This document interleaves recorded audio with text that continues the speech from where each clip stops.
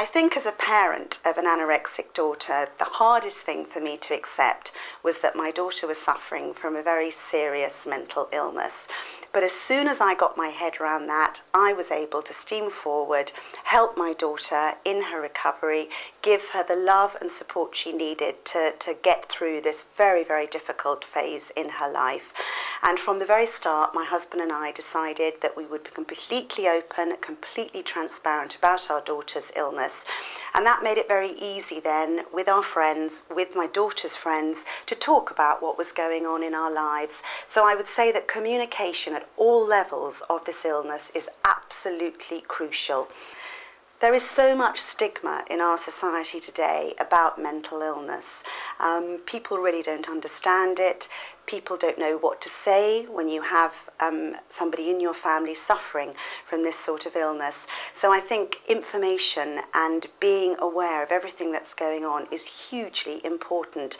I perhaps went a bit over the top. I read every book that I could lay my hands on about anorexia. I searched every website I could to make sure I could understand what was going on in my daughter's head.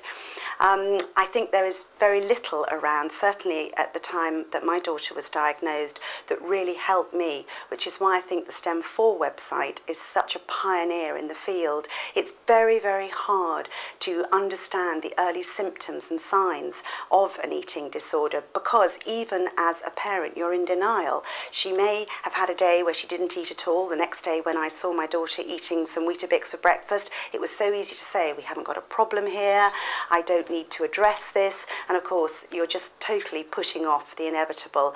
I think I'd like to conclude by saying that although it's a terrible path as a mother to follow your daughter through any form of eating disorder, I've come out of my daughter's journey much less judgmental and much less critical, and probably for the one overwhelming reason that before anorexia occurred in my family, I was definitely under the impression that anorexia happened in dysfunctional families, families where parents didn't love one another, didn't communicate with their parents, and I couldn't be more wrong. I realised along the journey of my daughter's anorexia that this illness can happen to anyone. So I implore you, seek help, go and talk to people if you are worried about your children, and I hope that your end result is as good as ours.